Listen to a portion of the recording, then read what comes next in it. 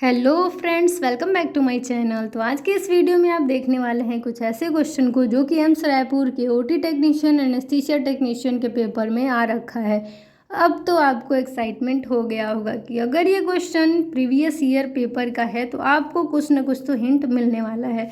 तो आप बिल्कुल भी कंफ्यूज ना होइए और सारे क्वेश्चन को ज़रूर देखिए, क्योंकि आपको आइडिया तो ज़रूर मिलेगा कि किस तरह के क्वेश्चन आते हैं गवर्नमेंट एग्जाम्स में, मेडिकल के गवर्नमेंट एग्जाम्स में।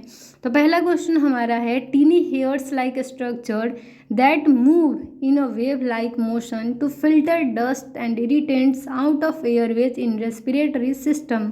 श्वसन तंत्र, रेस्पिरेटरी सिस्टम आप जिसे इंग्लिश में कहते हैं, उसमें क्या होता है, नाक में आपने देखा होगा कि छोटे छोटे बाल होते हैं। अब आप सोचते होंगे नाक में क्यों बाल दे दिए, तो बाल होने का भी कुछ रहस्य है। आप सांस ले रहे हैं तो हमारे जो एटमॉस्फेयर में क्या होता है, हवा है। हवा में क्या क्या है तो आप जानते हैं, ऑक्सीजन, नाइट्रोजन वगैरह वगैरह। तो इसमें क्या होता है कि डस्ट पार्टिकल्स भी होते हैं, कुछ कचड़े भी होते हैं, जो कि अगर आप सांस लेंगे तो वो सब आपके रेस्पिरेटरी सिस्टम में आएगा और जम जाएगा। तो क्या होगा, फिर आपको बीमारियां होंगी। तो इसी के लिए भगवान ने, या फिर कहें तो सिस्टम ने, नाक में हमारे क्या दे दिया, बाल दे दिया।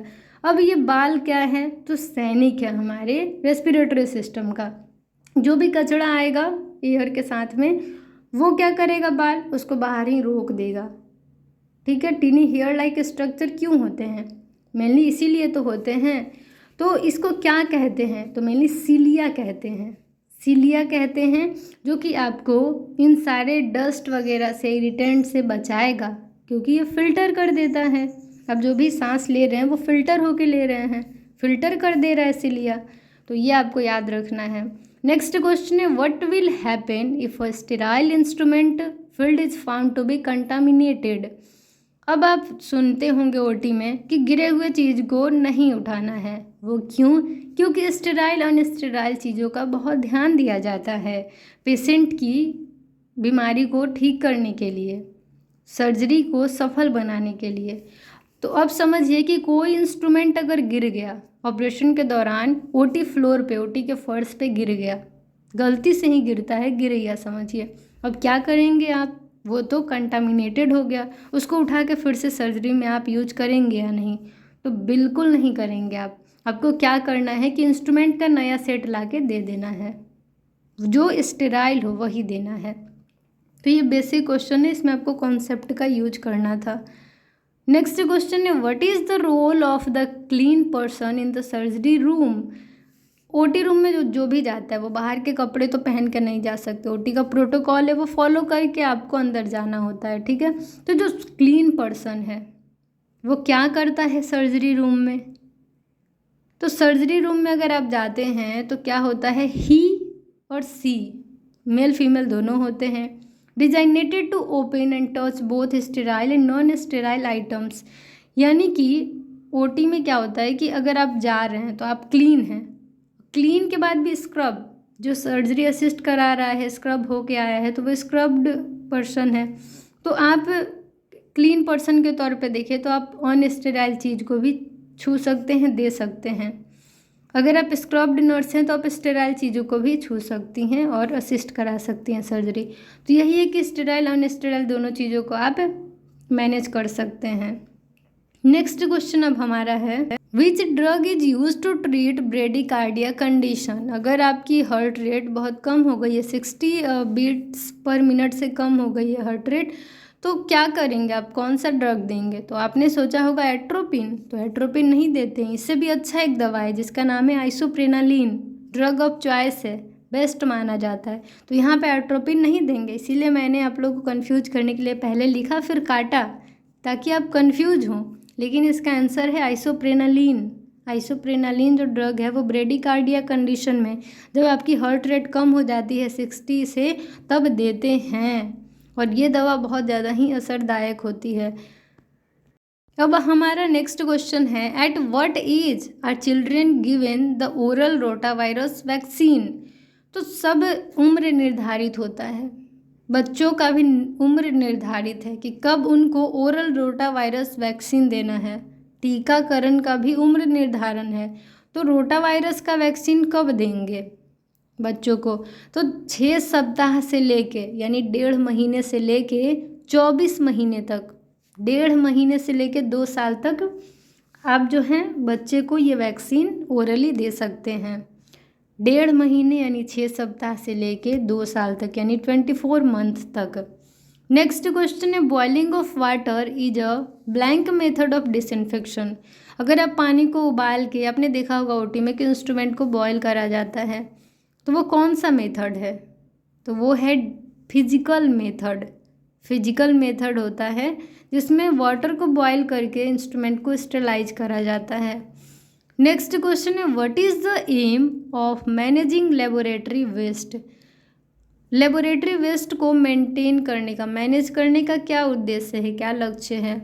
तो मेन है टू मैक्सिमाइज सेफ्टी, सुरक्षा को बढ़ाना, और मिनिमाइज इन्वायरमेंटल इम्पैक्ट। अगर आप वेस्ट को मैनेज नहीं कर रहे हैं, खुले तौर पे हमारे पर्यावरण में फेंक रहे हैं, तो पर्यावरण में प्रदूषण होगा और जो लोग होंगे उसके कांटेक्ट में जो आएंगे वो भी प्रभावित होंगे और रोगी होंगे, बीमार होंगे। तो जो भी इन्वायरमेंटल पर्यावरण पे प्रभाव है उसको कम करने के लिए और हम जैसे लोगों के सुरक्षा को बढ़ाने के लिए ऐसे वेस्ट को मैनेज करना बहुत ज़रूरी है। नेक्स्ट क्वेश्चन है, what is stress incontinence. Stress incontinence क्या होता है?